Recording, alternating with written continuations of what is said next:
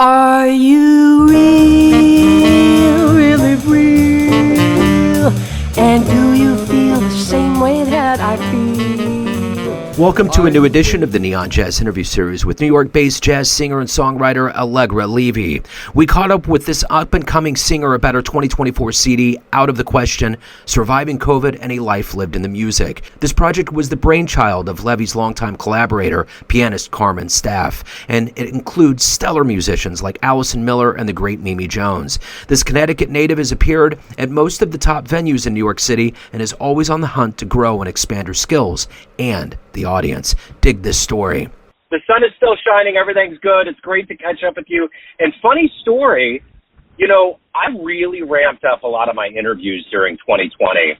And I reached out like 2 or 3 times to talk to you about your album during that time, and I never heard back from your PR people. So I'm really happy that we finally get the chance to connect. That's wild. I wonder what happened. I wonder who you reached out to. I guess it was 2020. Yeah, I went through, I could have swore I went to your website. I'm not sure who the radio marketing people were at the time, but it was crazy at that time. There was so much going on, but I really dug your album then, and I was trying to catch up with everybody about that time period. So it's all good. We just needed to wait it out a little bit, and we finally found our way. So now we're all connected, and you have my direct line. So right, exactly.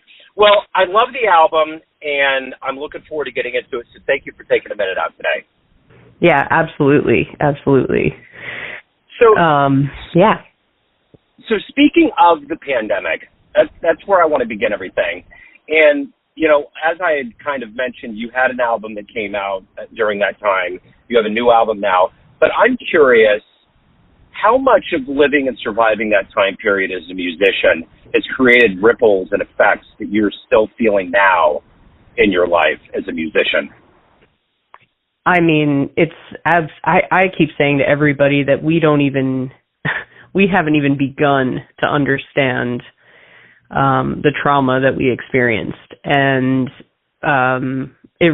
we haven't even begun, I don't think, to really get it. But I definitely feel it anytime I book any kind of show that's live.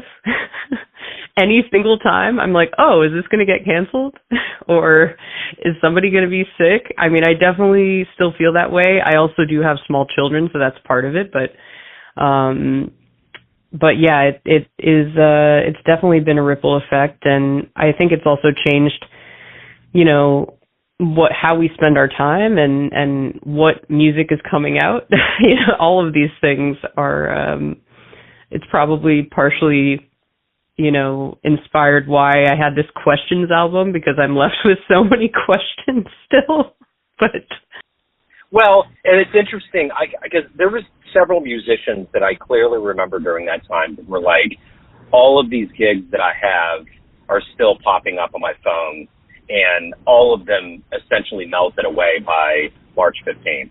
So we were talking June, July of 2020. So that has to be a level of PTSD to look at this full, because it was spring, we were going into summer, to look at that full entourage of shows that just literally left immediately. Well, I have 2 specific stories about it. The first is that I was actually asked to go on my first tour of China. It was supposed to be a 3-week tour of, I think it was 15 cities in 3 weeks, and 1,000-seat audiences, like absolutely the biggest tour that I have gotten so far, with a wonderful piano player named Bert Seeger, who I worked with at NEC when I went there. And it was booked for May 2021, and we were already booking it out in January 2020. So wow. It was in China. And so obviously, after a while we realized, okay, this is just not going to happen. And I think that whole agency actually closed. It specifically brought wonderful jazz musicians to China all around different cities. And unfortunately, that was that, and it never got recreated. And also in that time, I basically said to my husband, well, I was going to wait until after that tour for us to start having kids, but since I may never be able to tour ever again for the rest of my life, we might as well start now. So, wow. you know, my daughter is going to be 4 in April, and my son is 6 months. But yeah, that was kind of where I was at. I was like, okay, well, now this is all going awry. And the second thing is that that album from 2020, which was Levy Sings John McNeil, it was a tribute album to my dear mentor, wonderful trumpet player and incredible artist and composer. And I wrote lyrics to all of his music, and we collaborated. And it was, sadly, it was the last record that he played on because he actually just passed away in September. And I always feel like it didn't get enough traction because of the pandemic, and we only performed that music live twice. And so yeah, I mean, I'm looking back now and I'm trying to see, can we get that back up there now that he's gone, and make sure that it gets heard. Yeah, that's amazing. Yeah, there was so many things that just altered the course at that point. So, as you mentioned, you know, out of the question, you know, that the questions are a part of living through that. Talk to me a little bit about how good this album feels now that you can actually get out and perform it. It's kind of a new world, new material. How does it feel? And you have a wonderful cast on this album as well. Oh my goodness, it's great. We actually got to play this album together before we recorded. Steeplechase kind of, sometimes I feel like the record label that it's on, we do kind of like a live recording, and usually I don't get to do much rehearsing or anything. This time we actually got to play together a bit before we recorded this. And that was great. And we loved playing together. I think I absolutely loved playing with Mimi and Allison and Carmen and Roxy, and Aubrey did the backup vocals, Aubrey Johnson, and Andrew Barrett is a longtime duo partner of mine. He played guitar, and anyway, it was just like really, we were just all really connected and having so much fun. Like even the photo shoot for this album was just so much fun. Like there was no question that we enjoyed spending time together, and the playing was just superb, and I couldn't have asked for better partners in this one. And Carmen and I took a long time to figure out which songs, because there are so many songs that it's fewer than statements, but there's so many songs that are questions, which is really interesting. It on the show too, and that was kind of what I was alluding to, was, you know, there's so many questions, which is so cool. I don't know that I've seen an album tailored with everything being a question, but especially in these times, New Year, the new administration, all of these things, we're all just kind of swirling with 1,000 question marks. Absolutely. And like I think some of the themes still, you know, that they are kind of timeless. And one of the songs that I wrote for this project was What Are You Waiting For? And I feel like that title in particular and that question in particular is like still looming, you know. We could apply it to the administration. What are you waiting for? Are you using your voice to stand up for what you believe in? Are you waiting until everything hits the fan to fight back? Or you know, have you done everything in your life that you want to do? And I definitely apply this to my life constantly. And you know, another thing is, are you real? Like all of these, they're all themes that are sadly appropriate today. They certainly are. Yeah. So let me ask you this. At the end of the day, what are you ultimately hoping people get from this album? Oh gosh. I mean, first of all, it's a powerhouse cast of women, and it's diverse voices, and you know, I hope that people hear how hard we can swing, and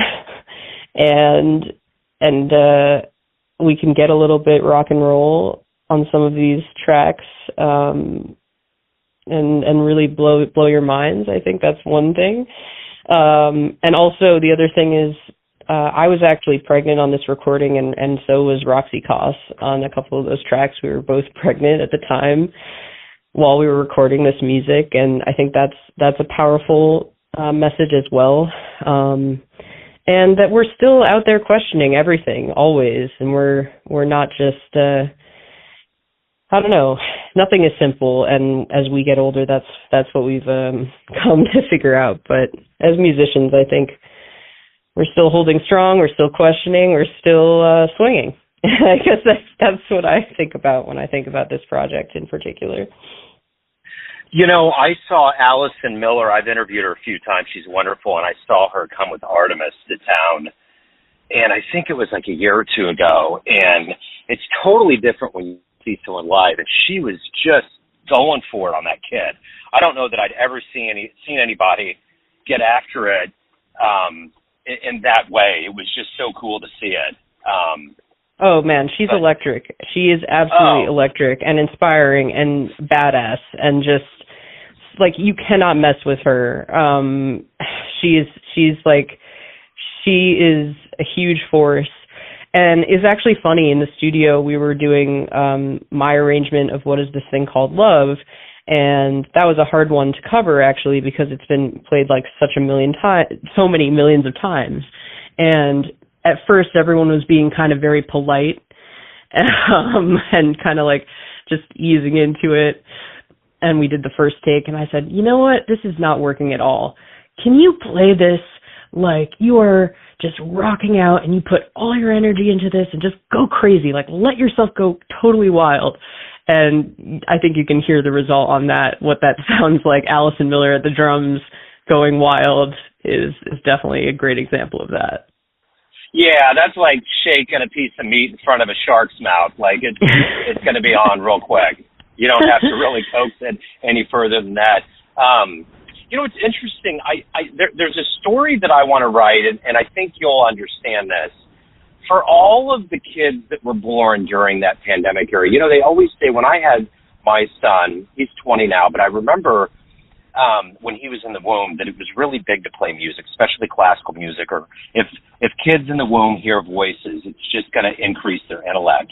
And I keep thinking during that COVID time period, everybody was at home. There was more noise, there were more voices, more music. And I'm thinking that maybe those kids in about 20 years are going to become the scientists that are going to come up with the antidote to end the COVID strain forever. Absolutely. I hope so. That's putting a lot of pressure on my daughter and son, but hey, I'll take it. It's interesting because I also, my daughter is just right in the middle of the pandemic, and my son is out. I mean, I guess we can say we're out of the pandemic. Some people still, it's still a big issue, absolutely, COVID and its effects currently. But my daughter is really different from my son. They're totally different beings, and I know that's common too, but I do think the pandemic had an effect on that. My son was in the womb. I was out playing gigs with him all the time, and my daughter, I didn't. So it's a very different story, although they both are wild about music either way. And I did also a kids album actually in that time too, because I was turning my attention more to kids and how they feel during that difficult time, like how they were coping. And, music is healing. And so, it's definitely, the effect of the pandemic has definitely left a large imprint on all of us, and we're still asking questions about it. Yeah, as we will for a long time.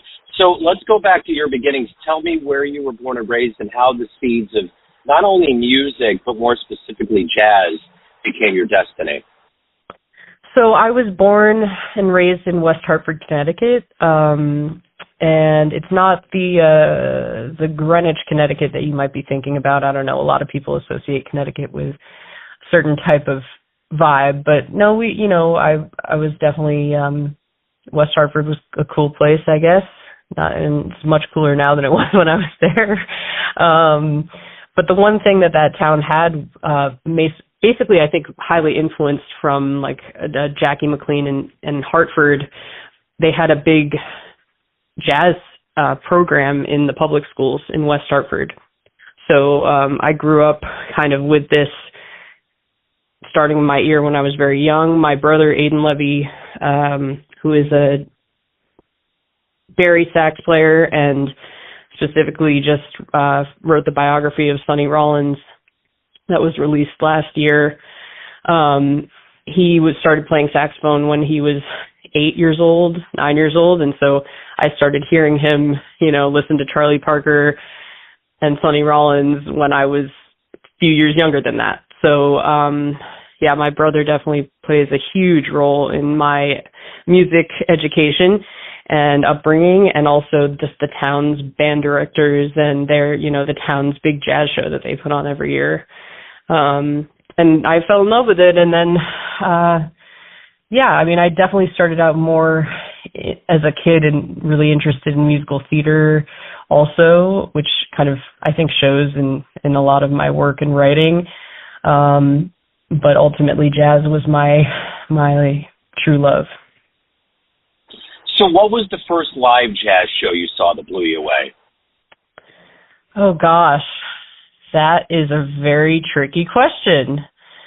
What was oh, my goodness. I mean, the truth is I was probably 6 or 7, and I saw this Pops and Jazz show in my high school.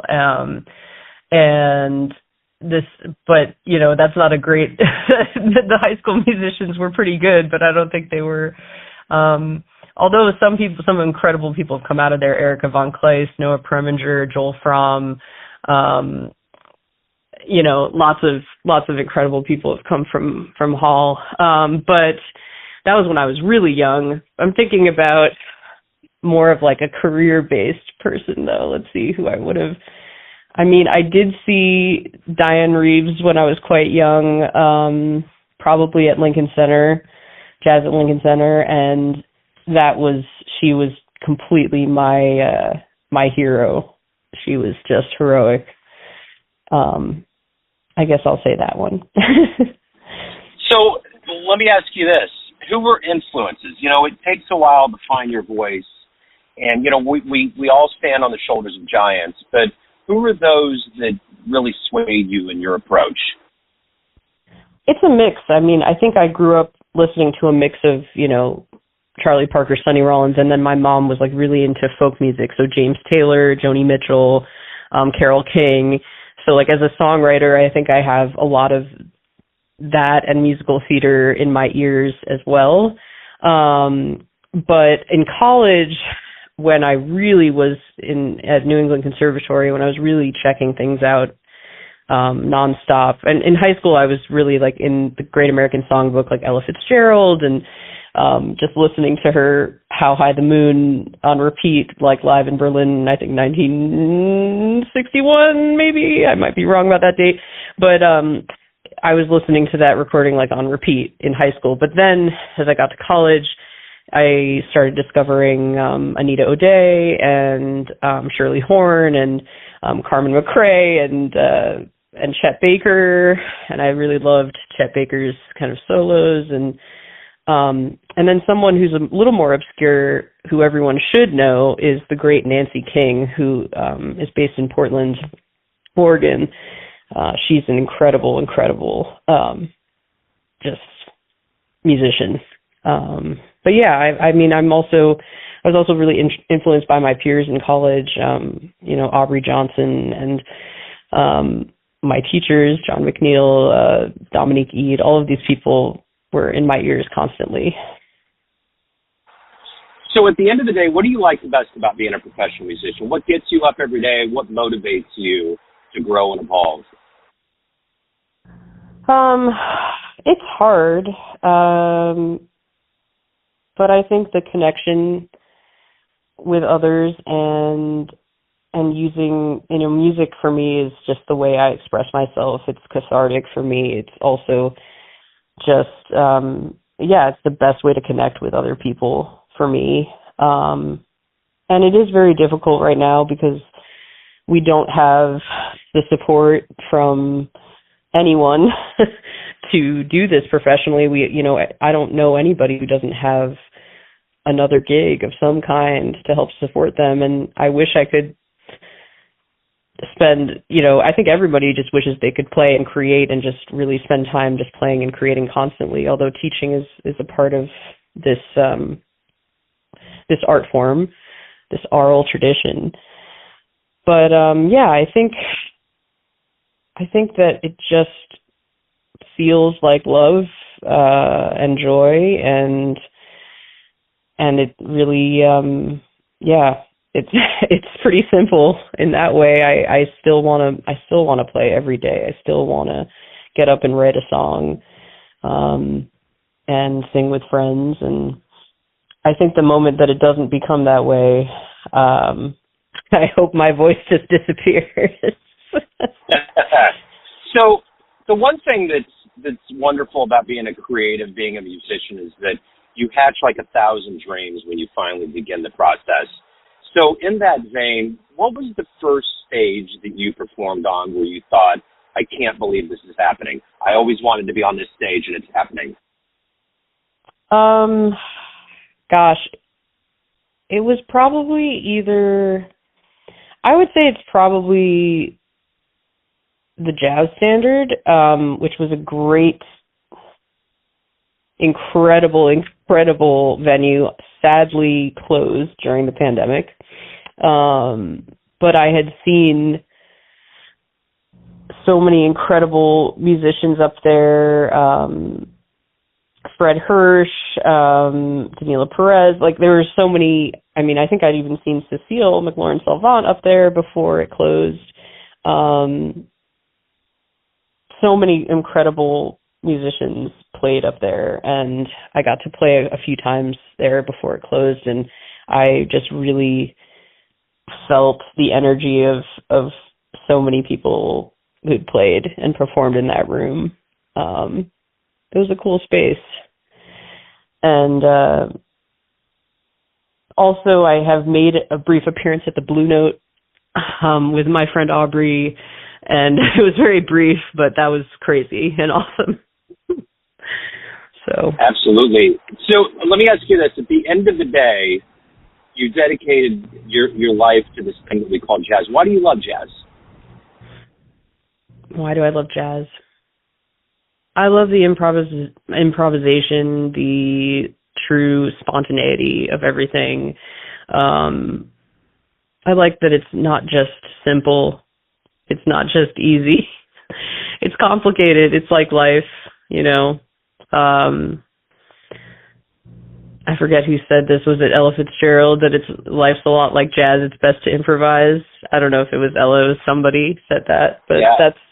That's how I feel about it. And it is Black American music, and we're lucky that we were given the chance to share in this music. So let me ask you this. If you could get into a time machine, go back in time and see one jazz show with your own eyes, where are you going? It'd definitely be the Ella Live in Berlin show. Absolutely. Where she does How High the Moon, and she does like Mac the Knife, and she just completely forgets the lyrics and makes up her own thing and goes into the stratosphere, and it's incredible. I would love to see that. So last year, I got a book. One of my guilty pleasures in life is to go to the Dollar Tree and get the overspill or for whatever reason the new books end up there. And there was an illustrated book on the history of the Apollo. And oh wow! Which I don't know why it was there, but it was great. And I'm looking through it, and I remembered, and I've heard this story before. I would love to have seen Ella's first performance, because she was this shy little kid. That's a brutal stage to get on for the first time. And she completely knocked them all out by her voice. Oh, man, that would be incredible. Yeah. What's interesting is that Samara Joy, who we, I think are looking at as kind of the next Ella in a way. I saw her when she was like 17 I think. And it was at this amazing Janice Siegel and Lauren Kinnan, who are great jazz vocalists. They ran this jazz vocal kind of, not an open mic, but it was, just like a jam session kind of thing. And she got up when she was like still just a senior in high school or something and did a tune. And I remember being like just completely blown away, like, what? Who is this? And, believe it or not, here she is. So maybe somebody will be saying that in, however many years, 100 years. Yeah. But it is wild. I remember before she won the Grammys and got vaulted into that, pedestal that she's been on, rightly so, I interviewed her a year before that. And I remember at one point I was asking her just about the process of being a musician and what it was like. And she was like, it's just really strange for me to be like talking to people like you and other journalists that I'm interviewing. It's like she was just kind of befuddled by the whole process. So it is wild to see that she's gotten to this point where, I mean, she is absolutely the top voice in the game right now. Yeah, and I think it's interesting because a lot of the greats did start out really young, and I definitely started my love for I started singing when I was like performing jazz when I was about 14, but I think now that I'm 35 and I'm mother of two, I feel like right now I'm only just starting to break into my own voice. And so I wonder how, I look forward to hearing her and other prodigies as they grow. And I'm actually excited about getting older as a vocalist. I feel like it just as I live more and things are left unanswered more and I struggle more, I do feel like the music is deeper and my voice feels different. It feels better, it's stronger, and yeah, I don't know. I'm excited about all of that. For sure. So let me ask you this. At the end of the day, everyone has a perception of you. Family, friends, fans, everyone around you, but you run the show. What's your perception of you? Who do you think you are? Oh man, I don't know. I think I'm pretty much you.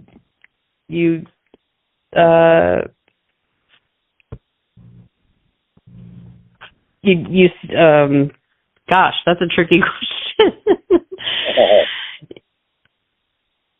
I'm just as I am. I think I'm a little bit of a goofball. I love to be silly, and I don't take life too seriously at all. And I definitely am a little too spontaneous, and I'm super messy and weird.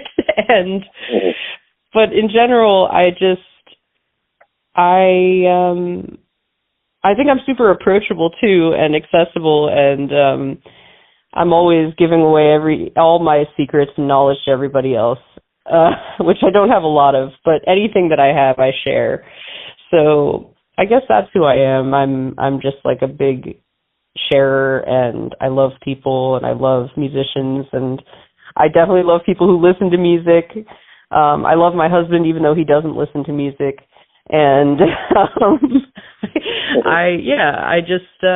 don't know. I like to be seen as somebody who is on everyone's team, I guess. I like that. That's a great answer. So, Out of the Question is the new album. If anyone wants to pick up a copy that will benefit you the most, is Bandcamp the best place? Actually, you can just write to me directly, and I'll send you a copy. I will mail you a copy from my home. That would probably be the best way, and just you can email me right away. Yeah, and what about live shows? Anything coming up that people can catch you live, or any activity? I actually have. This is actually for people with kids. It's a Jazz for Kids project that I do with a big band, a 12-piece band. Although it is all ages, people love hearing it at all ages, but it is specifically for kids and families. I'm going to be doing a residency at the LIC Culture Lab in Long Island City, in New York City, on April 6th, May 4th, and June 1st on Sundays at 4 p.m. And it's going to be a super fun time. Thank you so much for taking a minute out. It was almost 4 years in the making, 5 years. So it's been wonderful to catch up with you. Best of luck on everything. I appreciate it. Oh, I appreciate it. Thank you so much, and thank you for taking the time to listen to my stuff. Thanks for listening and tuning in to another Neon Jazz interview, where we give you a bit of insight into the finest players and singers in Connecticut, New York City, Kansas City, and spots all over the world, giving fans all that jazz. Thanks to Allegra for stopping on by the show. If you want to hear more Neon Jazz interviews, you can find us on Spotify and Apple Podcasts. Subscribe to us at YouTube, and for everything Neon Jazz, go to theneonjazz.blogspot.com. Until next time, enjoy the jazz, my friends. Be true to you.